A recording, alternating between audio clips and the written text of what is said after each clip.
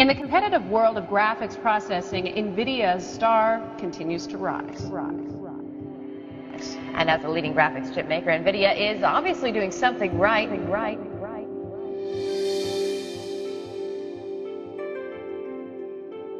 Nvidia has the momentum right now. It's going to be a while, I think, before anybody really catches up. They're out to win. Coming back, Jensen has a very, very strong desire to win.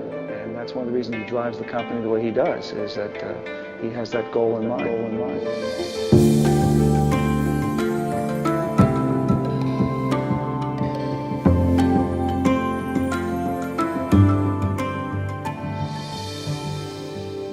Where I grew up in Asia, in the tropics, there were no apples. And I remember a lot about Thailand. I remember that I loved to climb. He likes to pick these challenges that just go on and on, right? I was a rambunctious kid. I was always pushing my boundaries. I was always doing something that was on the border of naughty. We had a vision for Nvidia that we could be the most important, the most relevant 3D graphics company in the world. That was a bold thing coming from three guys working out of a condo in Fremont. Always a straight A student, always did my homework before I went out, but I was always pushing the boundaries. I think a little bit of that kind of, that's who I am today. I'm always slightly pushing the boundaries, pushing the company's boundaries, pushing the industry's boundaries, and then that's kind of how I grew up in Thailand. In 1973, I think I was 9 years old. My older brother was 10. There was an upheaval. Military was tanks and soldiers were marching down the middle of the street. People were shooting each other, and so my parents felt that it was probably best to send us to the United States to live with our uncle. Shortly after, they sent us to Kentucky Oneida Baptist Institute, and Oneida Baptist Institute turns out to have been quite a special school, and I knew something was wrong when we checked in, and my first sign that this was a different school was the entire ground was covered with cigarette butts. It was just cigarettes everywhere. I've never seen that many cigarette butts, and so the entire ground was covered with cigarette butts. My second indication that something was going to be a little different was my roommate. I mean, I was expecting a roommate about my age. Turns out my roommate was 17 years old, getting ready for bed. I noticed that he had all these fresh wounds, and he had just come from the hospital. He was in a fight. He had 7 stab wounds, and the other kid was killed. And so he was my roommate, and so that was kind of the beginning of my American experience, if you will. And I loved it. I loved every moment of Oneida. As much as you and I might picture trouble, and harassment and racism and all sorts of things, Jensen, I never heard him express it that way.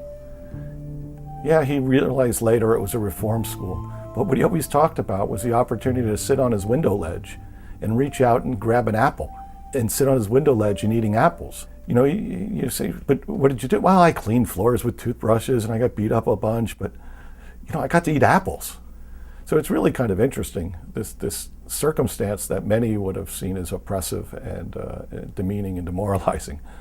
Young Jensen found the good in and found motivation and drive.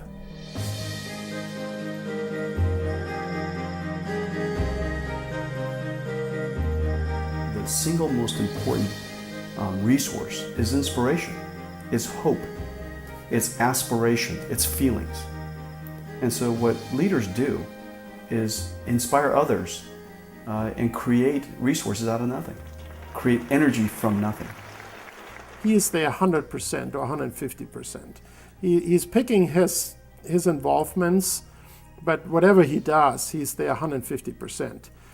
The role of a leader is not only to point people in the right direction, but it's to motivate them to get there, to give them a vision of the future, give them a vision of what success looks like, and to give them the courage to push past the minor bumps and hurdles that come along the way. Jensen's exceptional at this.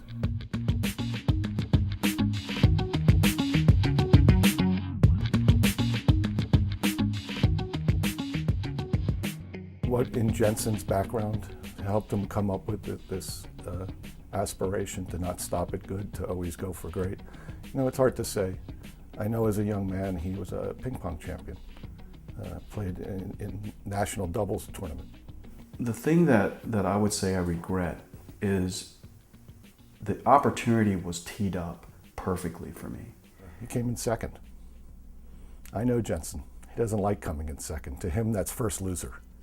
You know, I was 15 years old. Here you are in the middle of Las Vegas, thousands and thousands of people. And all of that stuff is a little bit intoxicating, if you will. It's just too much. You know, maybe it's that effort, all the effort it took to get to the championship and not coming away with the big prize.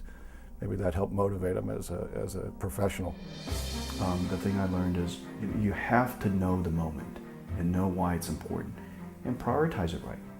I am a master at knowing when that moment is today. There's always a moment. Every day matters, but there's a moment that's really, really important for the leader to be at the top of their game and for the leader to harness and bring together the company so that we are all at the top of our game. I recognize that winners don't play their best every single point, but they seem to always play their best when the points matter.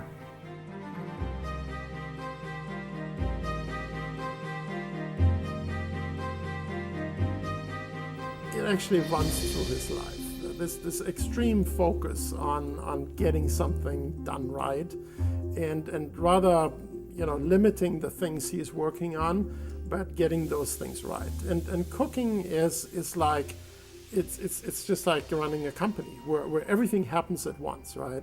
And you got to keep your eyes not just on one thing, like the burger or the steak, but you got to look at all these other things. I love every aspect of cooking. You're constantly looking to bring out the best, bring out something great about the ingredient, or in our case, in a company, you bring out the best in your people. It's about making the whole greater than the sum of the pieces. So he has this sort of ability, and I know very few people who have this ability of essentially throwing a bunch of things together and it will taste great. And I think that's sort of what he does in business too, where you can throw a challenge at him, and even though somebody else says there's no recipe for that, he'll find a way to combine these ingredients, and by focusing on it, making sure nothing overcooks or undercooks, he will get it just right. He's unflappable. You throw him a challenge and he's up for it. And but when both of his kids were out of the house after college, he was in pain.